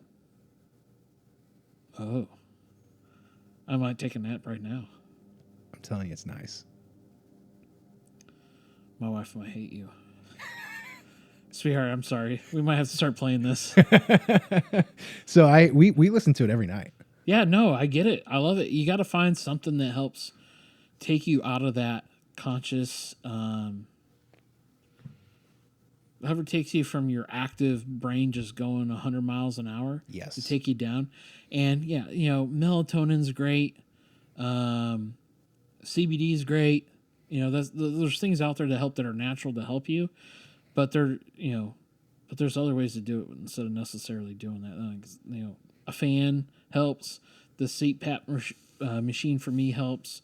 And I mean, honestly, that stuff is, and it's not a chemical. It's all natural and all that fun stuff. And the What CPAP is? machine, Oh, the CPAP CPAP. machine. Yeah. I mean, you can do, if you're medical marijuana card, great, awesome. It's all natural. It's grown. What do Yeah. you think? One of the Certified organic, baby. the oldest medicine in the world, by the way, if you think about it. Yeah. Well, and it has so. I hate the argument against cannabis because it's retarded. Yeah, And I know you're not supposed to say that. But No, I know. Well, whatever. You're not going to offend me. But no, it really, growing up, never was really experienced it, and then, moved to California. It's like, yeah, I'll try it. And then my ex-wife at the time, she would, or I guess my wife at the time, she tried, and then I saw a change in her for the best. For me, I can't take it every day because if I take, it doesn't matter if it's up or down. I'll fall asleep in 15 minutes, and you're one of those guys. but no, it's and I mean, I'm for it. I can see the change in the positive aspects of it, and it's not a Well, and beyond Opioid. medicinal use, the plant itself can be used for manufacturing, paper, clothing, all this. ropes. Yeah. I mean, Yeah, everything. Yeah. Everything. The argument against cannabis as a plant is absurd. yeah. And I'm sure you've heard the history on how cannabis was outlawed and all Yeah, the propaganda. paper companies. Yes. Yeah. I forget that guy's name, but the dumbest Al Gore. shit on the planet, Al Gore. I don't know. I just wanted to say that. Hey, Jamie, can you look that up? No, he's our Jamie. He is our Roderick, Jamie, why don't you yeah. look that up for us? It's that guy. He had the paper company, but in order to capitalize on the paper, he needed to get hemp out of the way, and so he basically funded and launched this anti-hemp propaganda campaign. Well, the same thing with crazy part is the same thing with anything out there right now is regulation and lobbyists in DC. The biggest thing in the United States that's really killing everybody is sugar. Oh, big time, But yet they won't regulate big it. time. But they won't regulate it. Yeah, Because, I mean, you think all the It's- people that have diabetes and all these issues, how much sugar is in your beer, and your it's whiskey, multiple your times bananas. more addictive than cocaine. Oh, yeah. You know how hard it is? I stopped drinking sodas. Good. It's tough. And then, even Diet Cokes. And, my wife's like, oh, I like Diet Coke. And I'm like, gross. That is worse for you than regular Coke. You're better off drinking regular Coke than you are Diet Coke. The aspartame is terrible. Oh, it's horrible. And all that synthetic sugar and stuff that's out there is just bad. And now they're coming out with studies about how much plastic they're finding in people's blood. Oh, you haven't read this one? No. Oh, okay. So they're discovering that in water and everything that we from drinking to eating that there's plastic. Is this the BPH? Yeah, part of Okay. the BPH. So, Yeah. but they're starting to trace. It's coming to the point where we're starting to trace it. Oh, So the thing is, though, is that when you think about margarine, what's margarine? olive oil. And allegedly. I don't know what else. Allegedly, it's olive oil. Yeah. So what's different? What's the common? We talked about this before. What's the difference between a plastic bag and a tub of margarine, other than the bag it's made in or the container it's made in? Chemically, I don't know. One molecule. What's the molecule? I don't know what the molecule is, but it's one molecule. That's the difference separate between margarine and a and plastic bag. You mean like a plastic grocery bag or like Yeah. a Ziploc bag or Just a plastic grocery bag. One molecule difference. that's insane. So you're better you know off. what's- It's healthier for you to eat regular butter than it is margarine. Now, Oh, I would not argue that at all. hands down. And I'm it tastes way also, better. I am way like, I think the people that make the argument that, you've got to cut out all the fats, you've got to cut out all the oil, you've got to cut out all this stuff. I think that's the dumbest stuff you can be It's- preaching to anyone. yeah, If you're it's- going to cut anything out, you need to cut out sugar and carbohydrates. Yep. Well, I mean, carbs are good, right? It not in regulation. excess. No, yeah. Yes. So That's the problem right now is that people will eat. They go out to Olive Garden or wherever, Yeah. and they get fettuccine Alfredo with breadsticks, and then get like bread on the side. and then have 17 beers with it. Yeah, and it's like, or hey have a guys, large Diet Coke. And yeah, you just had 1,200 grams of freaking carbohydrates. yeah, hopefully you're working out tomorrow morning. I mean, it's the same thing. When I was, but carbohydrates metabolize into sugar, sugar, right? yeah, So- sugar. I mean, what do you think booze is? Yeah, I mean, booze exactly. is all we're doing is converting sugar into alcohol by Yeah. adding yeast. So I Well, mean, that's, and then backwards when it's in your body. yeah, and it just reverts it, and that's what your hangovers from is the sugar. It's crazy. It's crazy. So really, when you detox or when you're coming off of a hangover, you should really drink more booze. Dumb. Is that But the you hair of drink, the dog. yeah, hair of the dog to help calm it out.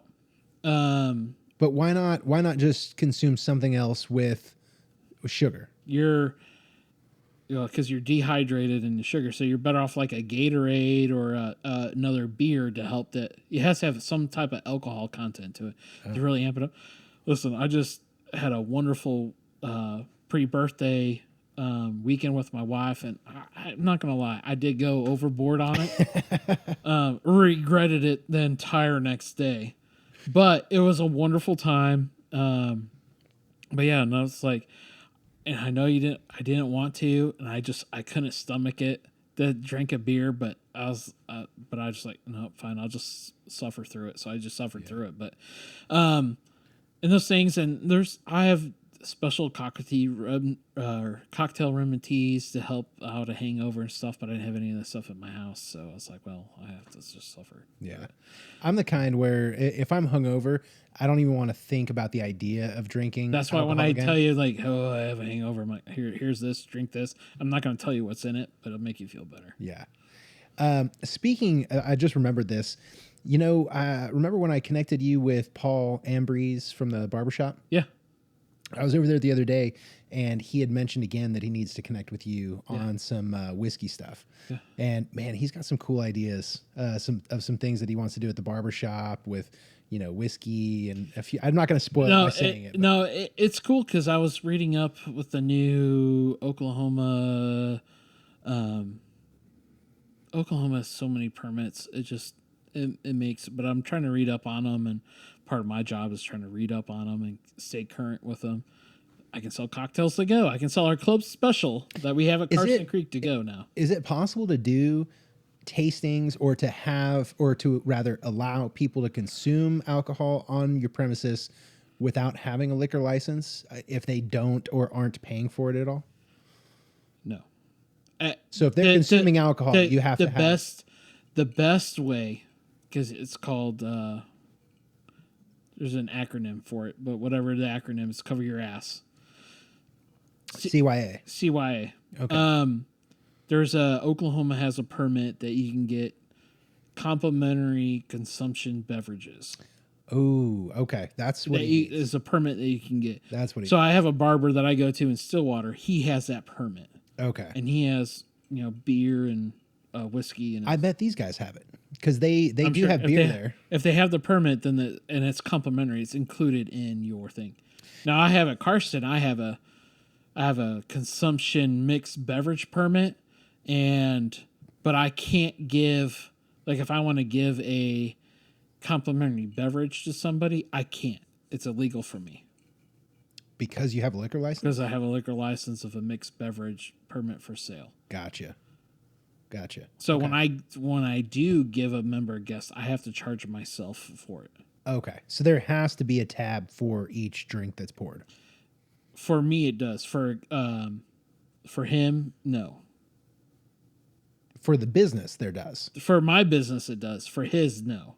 He just has to have that permit. Because he's got the complimentary. Yes. Okay. It's for like the He's people not that have charging for it. nail salons for the the They're women going to with hand their out a champagne. mimosa or whatever. Yeah. I gotcha. Oh, man. Well, anyway, we need to get you guys connected. Yeah. No, definitely. He's got some really cool ideas. So, and I know one thing that him and I have in common is we both have like these ideas of what the futures of our business are going to look like. Right. And, we're both, I think, constantly just trying to field these ideas and see where the future is going to take us. Yeah. And man, he brainstorms some awesome stuff. Well, And I'm excited to see what he does. Yeah, and that's the cool thing about our first meeting here that we talked about, and originally how we really kind of met up and talked, and we're brainstorming, and we don't know what we want to do. We know we want to do more than what we are. And a grand, our big grand scheme of what we want to do, you and I, if you want to invest, send Craig. Yeah, if you're interested in getting in on the ground floor of what is going to be something incredible, please send your money this way. Yeah, send it this way. We're not joking. We're serious on this. But yeah, I mean the grand scheme of what we want to do, and I think it was smart. And again, we're brainstorming, we're calling each other, texting each other. Hey, I just talked to this banker. Hey, I just talked to this guy. This, and this, and we realize we're more focused in on what we want to do, and I think that's important because last thing we want to do is we're not newly investors. We're not new to this, but we don't want to be on the hook for millions of dollars for what we want to do. No. And we want to do. We're focused on. We're going to start small. Work our way up, build some capital so we can do more. And that's any business owner. We all take a risk. I take a risk on my... You can't live without taking risk. No. And if you are, you're not living. You're still living in your mom's basement when you're 35. Exactly. Sorry if you are. Not really. But no. If you're 35 and in your mom's basement, you need to fix some stuff. Yeah, you have some more issues we need to address. Yeah. Sorry, Roderick, if you live at home with your mom at 35. He's not 35 yet. He's got time. He's like, I'm not even 35. 28. I don't know, whatever. He's like, I'm not even 28. He's like, dude, stop. Stop it. By the way, Roderick, you're awesome. Rod is awesome. Rod's the best. But no, I mean, again, you got to have drive, and every business owner in Guthrie, in the United States, Donald Trump, all those guys took a risk. Yes. Anyone that's ever been successful, even that YouTuber kid on TV that's 10 years old, worth $30 million.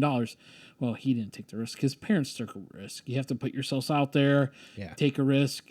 I mean, granted, YouTube, there's really no financial. No, but you're right. It's the risk of putting yourself out there. It's the same thing like what we're doing, shooting a podcast, putting this up on YouTube, and letting people. Granted, we don't have a ton of people listening to it, but still, it's not the point. I mean, it is really kind of the next closest thing to public speaking. And, that old statistic that people are more afraid of dying than they are of speaking in public. I'm sorry, I'm backwards. No. People are more afraid of speaking in public than they are of dying. I can see that. Yeah. But either way, I was agreeing with you both ways. They're both scary. They can both be weird. Yeah. It's easier doing this than speaking in front of a group of 250 people.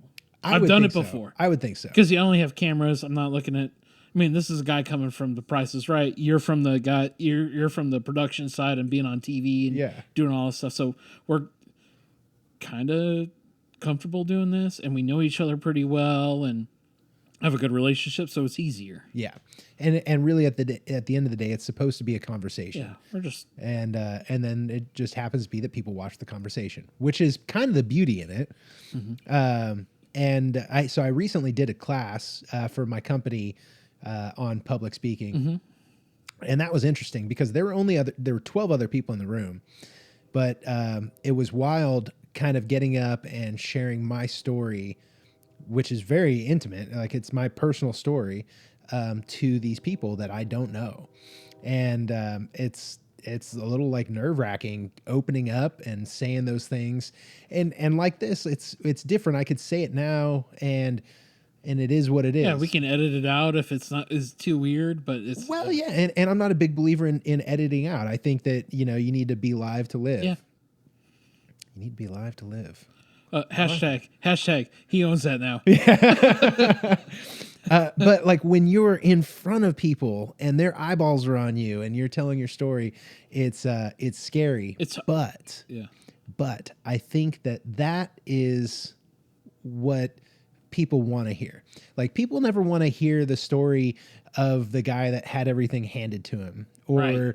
the person that succeeded with no effort, like had a goose that laid a golden egg and just cashed in all the time. Like people want to hear the story of the people that had to sacrifice and fail and fall and came back and did it. Yeah, and that's the thing too, is that, public speaking on that part, it's hard because you're trying to open up to a group of people you kind of know or you don't know at all. So it's tough. And you have to share an emotion that's very hard for you as a person to those people. Well, and if you you're might sharing it, you want to you want them want to to feel feel it. it. And that's even as hard. And you're trying to hold your emotion with it as well. Be somewhat be controlled and control your own emotion, but you still have strong feelings about it. And I was taught in public speaking, Ted Korn, I don't think he'll ever see this, but Dad Korn's from know. So I'm a 32nd degree Mason, DMLA. So You are? Yeah. What? Yeah.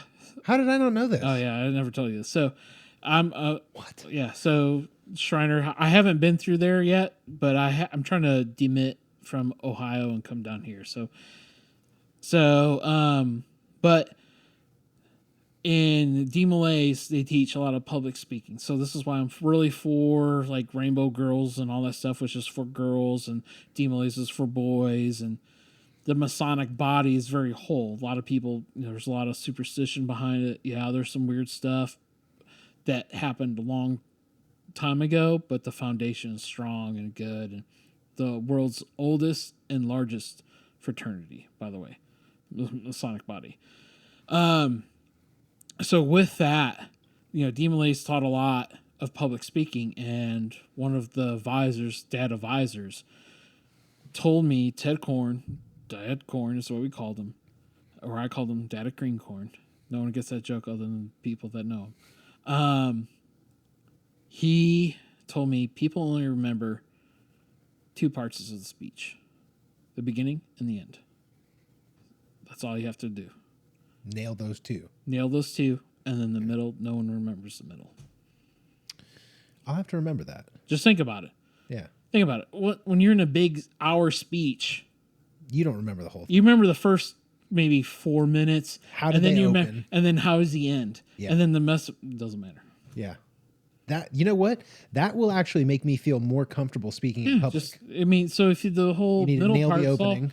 nail the opening, nail the end, and if it's all jumbly, kind of, as long as it makes kind of sense, Charlie Brown in the middle somewhere, but at the end, as long as you make a good point and a good conclusion, that's all they'll remember is the beginning and the end, and that's all they'll remember. Yeah. And you think about it, go back, and you think about all the speeches that you listen to.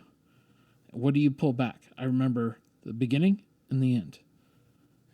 I'll have to keep that in mind going forward. And just take the next couple of days and you just think about what you listened to, and you're like, Yeah.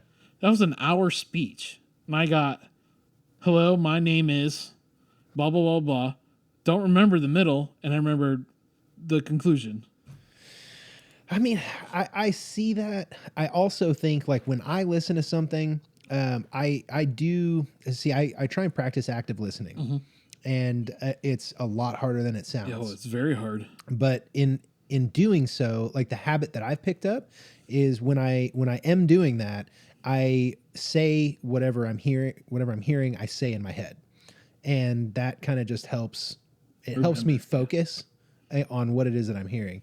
And so I would say like when I'm in that zone or in that mindset, I feel like I'm hearing the whole thing. But if I'm like passively listening, or like you're talking about at like a seminar or something, I might not be actively listening, and There's so a I lot might, of things going on. yeah, I'm distracted by the person over here picking their nose and like whatever's Scratching going on their over here. ass, Yeah. stuff like that. Yeah. Yeah. So no, I totally get that. Yeah, But no- you totally glossed over this Mason thing. Yeah.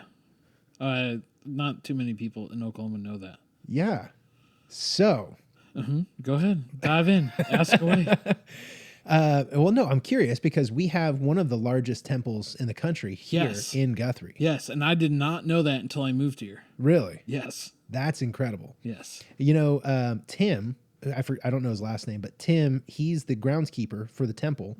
And my wife actually knows him they've shot so much there. Yeah. I mean, And crap. They did the whole, which I'm still excited about the movie Reagan. Heck Not yeah. sponsored yet. Yeah. Filmed like their entire movie here, it seems Just like. about. And I'm really intrigued about that because I mean, there's a lot of famous people that are Masons and demolays and part of the Masonic body, Eastern Stars, and all that stuff. And the organization does more good than bad than people think that it was. Well, I know a lot of people think that it's this like crazy secret society or like the Illuminati. Yeah. I tend to look at it more as like what I understand the Masons to be, which is more of like a sort of support thing, almost like It's a more networking. There's more. There's networking in it because I mean, in the Masonic body, I know a lot of people that do lots of different things. Again, just like at Karsten Creek, it's just another version of a club. a club. Yeah. And I know a lot of people that can do things, or not things, but different aspects in their business. And how I view it for myself is that I could recommend you to another Mason. Like say, hey, listen, you're looking for a new car. He's a car salesman. I'll tell you what, my brother's a Mason. You can go see him. He might not be able to cut you a deal, but he's going to be honest and point you in the right direction. So if anything, I mean, not be able to make this big deal, but give you an honest, truth opinion about what's going on, what that deal is, or what this is, or what this is. There's a level of honesty in there. Okay. Well, I mean, that's fair. I get that. Yes. And Masons, we do have our secrets. It's nothing crazy. Are you sure? Yeah, I'm sure. Damn it. But I mean, back 300 plus years ago, yeah, maybe, but not nowadays. It's not that way. But How far back do the Masons go? building of the Catholic churches. So I'm gonna let you you're do the math talking on like that one. late 1200s? Okay. Think of you watch Oak Island on History Channel. Yeah. Okay. Yeah. Okay. So, yeah, a little farther back than that. Okay. Okay. Well, I guess. So, I mean, part of the Masons and why Friday Well, the wait, 13th. Catholic churches go back way further than that. We're Yeah. talking Rome. Yeah. So Catholic Church. So the Masons were building the churches in Europe, and Okay. so they were building the churches, and so they're pretty much think of it the first. I view it as the first union ever made. Ah. That's how I view it. As part of it. I mean, I knew that their foundation was in like architecture and Right. design. No, it's still it is, but like think of the camaraderie or how unions are today. Well, not yeah, I know what you mean. Uh, I know think how a they're lot of- supposed to be. how they're supposed to be. Yeah. For the people, the community and stuff like that. Yeah. So really, it was like the world's first union of like rights and stuff like that, and people coming together and forming a relationship with God and with their brothers that are working on the job site. And there's more into it, but it's part of that, and it just builds onto a relationship. And you have to to be a Mason, you have to go through a lot of processing and different different to be a 32nd. You have to go through 32nd degrees. There's a few people in the world that hit 33rd, which is 32, 30, 33, and there's very little people that hit that mark. Very few. So, wait, so you're a 32nd degree Mason, Yeah. but there's like a fraction of those people that become a 33rd Yeah, degree. you have to get, there's approval levels and all kinds of stuff you have to go through to get that to that point. So do you ever go to these meetups? I haven't in a long time, just because I've been moving or my relationships and moving across the country. I should have known about this. Yeah, I mean, we could have some fun stories. So, but a lot of my friendships and the public speaking and all that stuff came from, and for me being an introvert as a kid to being more outspoken and being a person I am today, I give a ton to demolays in the Masonic body. How old were you when you got started? 15. 15. Yep. And I went to one meeting the first time and I was like, Mom, I don't know if I'm about this. She goes, give it a second try. If it's something you don't like, then you won't do it. I went to the second meeting, had a blast. Great group of guys. I'm lifelong friends with them. I've known them, 20 plus years. And we still talk to each other, and the relationships that you have. And it's not school friends. Some of them were school friends, but they're friends outside of your like high school. They're people outside of your community, and you all come together to join to do community work and just commingle as a different group of people. I think that's the best way to explain it, but I don't think I explained it right. But it's okay. Whatever. It works out. Yeah, but no. I'm fascinated. So when I moved here and I saw that and I was like, I did not realize it. I still haven't gone through this temple yet. You need to. It's amazing. I can't imagine. Absolutely amazing. Because I had where our lodge was at, where our meetings were at, was the biggest one, second biggest one in Ohio. This is It the was biggest in massive. the United States. Yeah. So they and this guy Tim, man, oh my God, this guy feeds into the mystique of the Masons, and he loves it. He loves it. Oh, We'll be talking about the temple and all the history behind it and the scary stuff or the mystery and everything, and he'll just throw out little comments about he'll be telling you about the grounds and everything, and then he'll mention the basement and he'll just passively say like, oh yeah, and the incinerator's down there, and then he'll just move on and you're like, wait, what incinerator? And he's Trash incinerator? He's like, that's where we get rid of the bodies. It's just like weird Just stuff. weird. But No, he's goofing off. I mean, that's what makes it fun. Masons as a whole. I mean, the Shriners in their cars driving around. I couldn't get behind the Shriners. One, because Shriners are really expensive to be a part of. Oh, really? Oh yeah. I mean, there's fees to go along with all of it, but it's one of those things that with my staff at Karsten Creek, they go, I'm in a sorority or I'm in a fraternity and I pay this amount of money here. I'm like, oh Lord. And then they go, and then I get fined if I don't show up for stuff. And I just bash them for, I don't say bash them for it. I just go, why pay somebody to tell you what to do when I can pay you for me to tell you what to do? And then like something in that the amazes Scottish me. Rite is like part of the the Masonic body is that we're for the community. We raise money for scholarships for kids to go to school and do parts and stuff, but it's really silent. It's like it's not. What do you mean silent? It's like we don't put a big flag and a big it's not Facebook post. publicized. It's not publicized. Yeah. It's very behind the scenes. It's very quiet. We're not flashy. We don't want to be showy. We just like, hey, listen, I know you need help. Let me help you. Yeah. I view it as we do more for it than a lot of other nonprofit organizations do. I get that.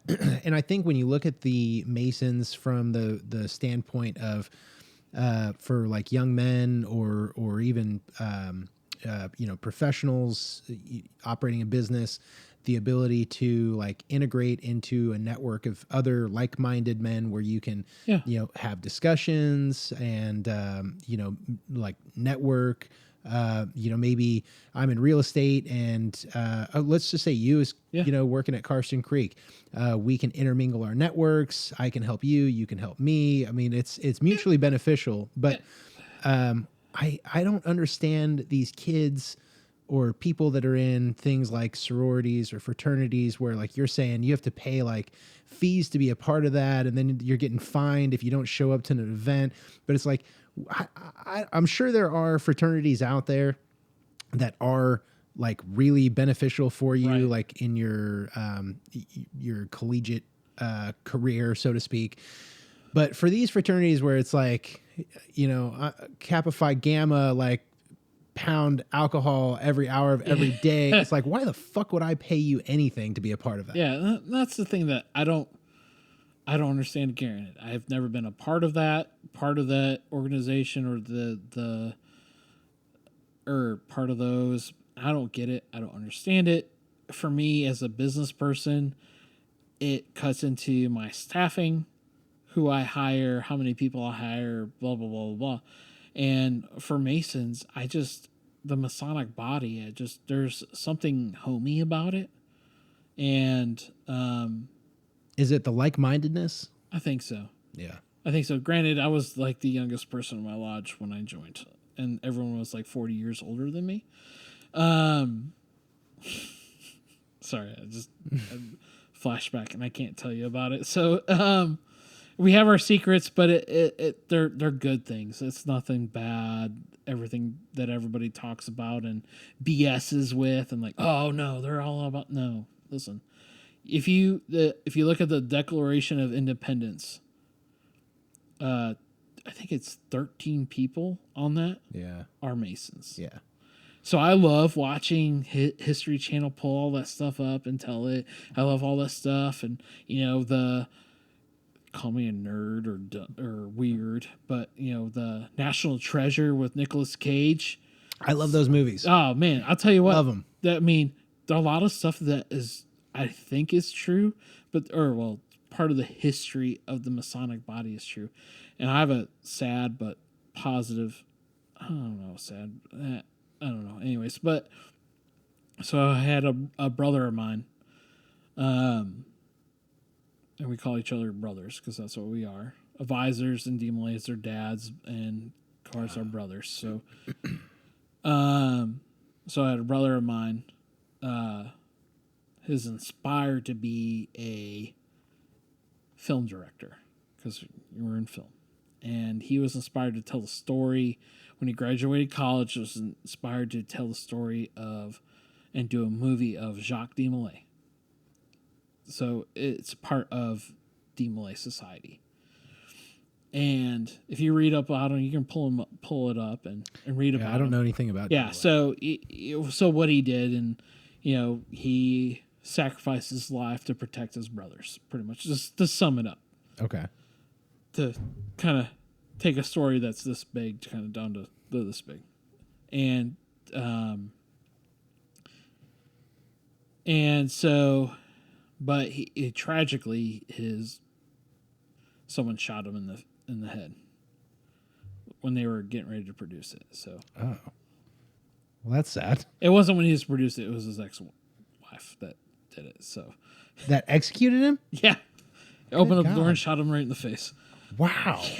It's like, I don't know what happened to that one. So She thought he was spending too much time with the brothers. yeah, I don't know. No, it was before. I mean, he was working on getting this stuff together, but he wasn't in it. But yeah, she was. She's like, you and that damn fraternity. So, but edit that part out. But no, it's he's like, I got you. I appreciate it. No, but no, I mean, it's just like the story behind, the Masonic body is very homing and very, the feel of Oklahoma, a big family hug that camaraderie that you develop and that you have, and I can go anywhere and find a brother. I find more here in Oklahoma than I do anywhere. Yeah.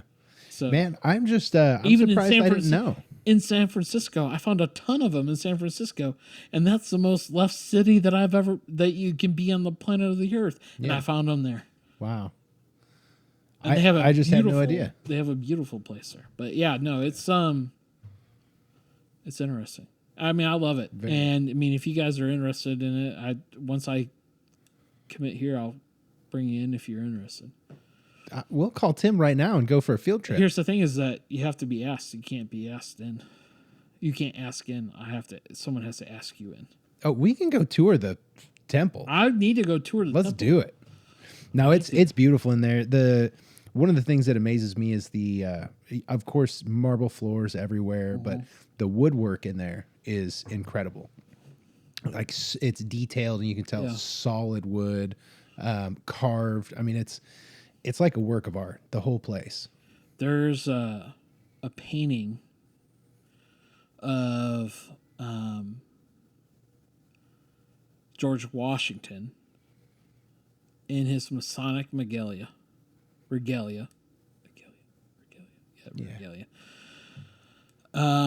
Kneeling on the top of Fort Sumter. Yeah, I know. Yeah.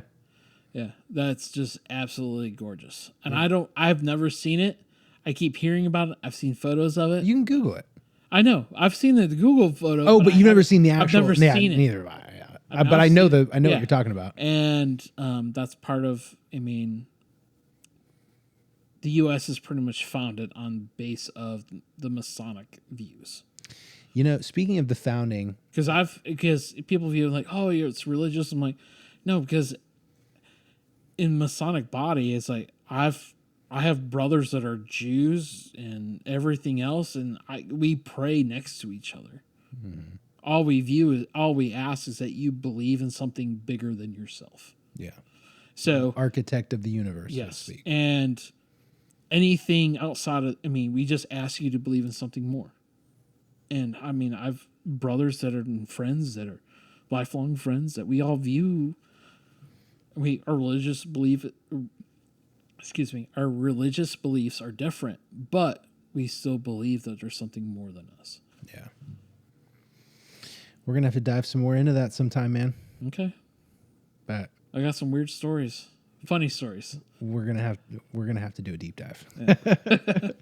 But man, I think we've run out of time. But it's been wonderful to have you on. So I really appreciate it. This was a great conversation. Hopefully, we got some more than randomness than usual. But yeah, well, I mean, it was nice to dive into some of the Carson Creek stuff. Tell some ghost stories. Ghost stories are weird. Yeah, but fun.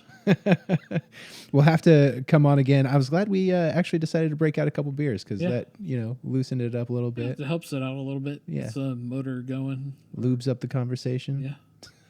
That's where it needs to be. All right. Well, Ross Langendorfer, food and beverage director at Carson Creek. Thank you. Thank you. Appreciate it. Absolutely. All right, guys. We'll catch you on the next one. Righty. Shabam.